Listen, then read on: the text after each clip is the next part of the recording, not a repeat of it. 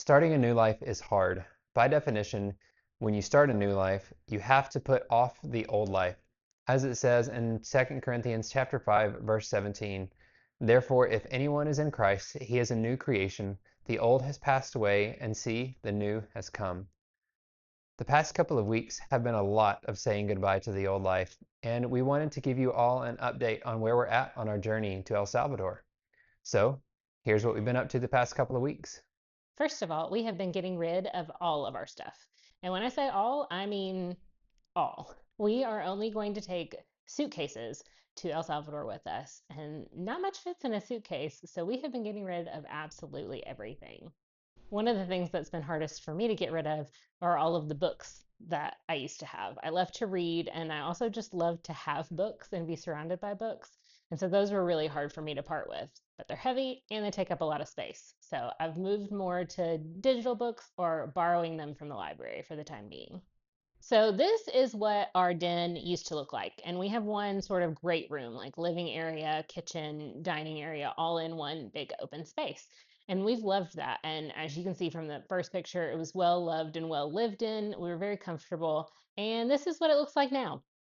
So as you can see, we really have gotten rid of almost everything. And that is just one room in our house. You can imagine what the rest of the house looks like as well, because we've done the exact same thing in all the other rooms. And I have a lot of stuffed animals, and they are so cute, mostly dogs, which makes it really hard to get rid of them because dogs are my favorite animals. And so I'm only taking three down, but I haven't gotten rid of all of them yet. In fact, just like you saw in that last photo, you may notice that there's no longer a little puppy over here on our right side. Scarlett was our Rottweiler for the past 6 years, and we were able to find her a new home. Now, we aren't able to take her with us just due to the airline regulations for flying to El Salvador, and so, quite frankly, that broke our hearts a little bit. But we got her to a new home, and she is happy and well loved now. We've also been trying to spend time with as many friends as we can before we leave, but at the same time, we know that we don't have enough time to see all of them. And that's been hard, both scheduling wise and getting everybody together with all of the sicknesses going around this time of year. And also, it is winter and the holidays, so I also am on Christmas break for the last time in the US. And I had to leave the cottage school that I attend once a week, and so that's sad because there are lots of friends there that I do not see, like, hardly at all, apart from in Nashville, which is where it is. And I also have two conveniently placed friends right across the street, and so that's also hard because I've known them for a few months. And I also have a lot of friends at church, which I have not been able to see for the past few weeks, and I'm not going to be able to see them again. They're really fun, so that's sad too. And I have been working at Ramsey Solutions for the last 6 years now, and my last day was last week. Luckily, though, I got to end my career at Ramsey Solutions by hanging out at the Christmas party, which is an amazing party that they do every single year. And I am really going to miss the folks that I've gotten to work with and gotten to know over the last 6 years. And I get to miss seeing them every day because it has been a ton of fun working with those folks, and as well as a ton of fun getting to do the thing that I love.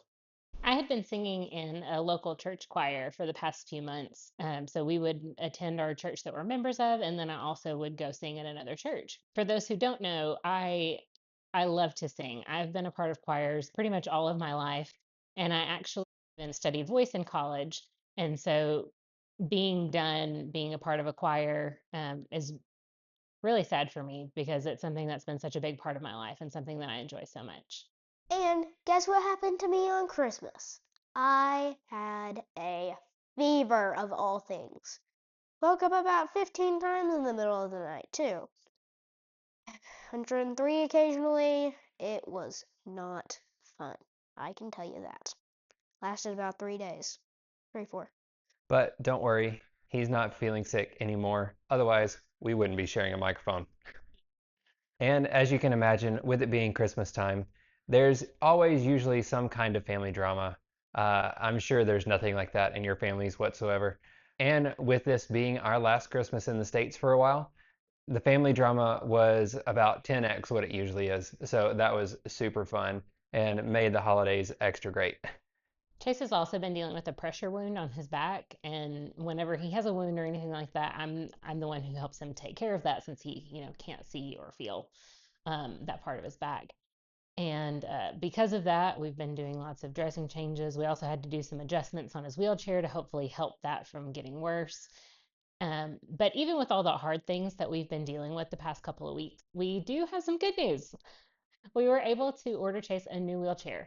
There's this awesome company owned by Zach and from Jerry Rig Everything, if you know that YouTube channel. They own a company in Utah called Not a Wheelchair, and they build Paradox wheelchairs, or what they're called. But we were able to contact them, and they're working with us to expedite a chair for Chase so that he can have a new one before we leave the country. And we'll leave a link for both of those in the description below if you're interested in checking those out. We wanted to be extra transparent with you today because health isn't just about feeling good, it's about how we handle the hard things. Moving around the world is testing every part of our health, and we've faced some of our toughest hurdles yet. But we know that true health isn't just about the destination, it's about the physical, mental, and spiritual resilience we build along the way.